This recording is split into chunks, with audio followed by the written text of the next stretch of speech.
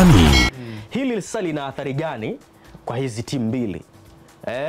Kwa kutegemea tu kuchukua wachezaji ambao wanakuja kutokupata ushindani mkubwa kwenye ligi. Halafu ufananishe. Na hapa nataka kwa pamoja tuone safari yetu ile ndoto yetu sasa ya kusema tutatoa taji la Afrika itakuwa ni ndoto ya Linacha kwa kiasi gani? Sasa kutoa taji la Afrika inawezekana kama Simba, Yanga au timu nyingine yoyote itaamua tu kuweka pesa. Tuachane na hilo kwanza, sasa kwenda kutoa taji. Ni athari kiasi gani hizi timu wanakutana nazo kutokupata huo halisia wa ushindani na moja ya athari ambazo wanazipata Simba na Yanga. Na tunawataja wao kwa sababu wao ndo pia wanafanya vizuri kimataifa.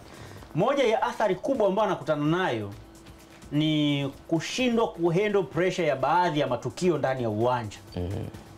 Achana matukio ya nje ya uwanja, sio mmepuliziwa mmewekewa maflyers yale, sio mmefanywa nini, labda mnaenda kucheza finali alafu mnakuta mmepigwa makelele kwenye hoteli kama kilichokuta Yanga kule Algeria wakati ule wa finali ya kombe la shirikisho.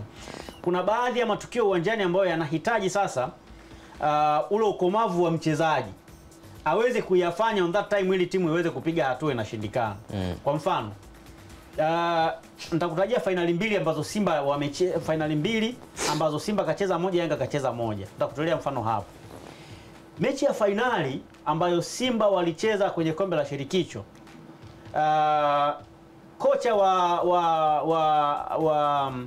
wa Berkane alisema Simba ni wachezaji wazuri lakini wanakosa ile tactical awareness, yani ule utayari wa kimbinu kwenda kushindana. Sasa mwalimu akizungumza kitu kama hicho, maana yake hazungumzii tu game nzima kwamba hii game basi Simba walizidiwa kwenye kila kitu. Yaani kuna baadhi ya matukio ambayo inahitaji sasa experience ya mchezaji na ubora wake ufanye kitu fulani ili matokeo yapatikane na inakosekana kwa sababu pengine hiyo angepata kwenye ligi haipati. Na ndio ile alikuwa anazungumza yule Sidramovic kuhusu alikuwa anazungumza kuhusu nini ile intensity ya ligi. Kwamba unakuta sasa mchezaji kuna matukio na experience kwa mara ya kwanza kwenye kimataifa, kwenye ligi hayapati hayo matukio. Kwa hiyo sasa ile inamfanya yeye ashindwe kufanya vizuri kwa sababu huko kwenye ligi ha experience hayo mambo mara kwa mara. Kwa sababu intensity ya kwenye ligi ni ndogo ukilinganisha na intensity ya mashindano ya kimataifa. Umenielewa vizuri?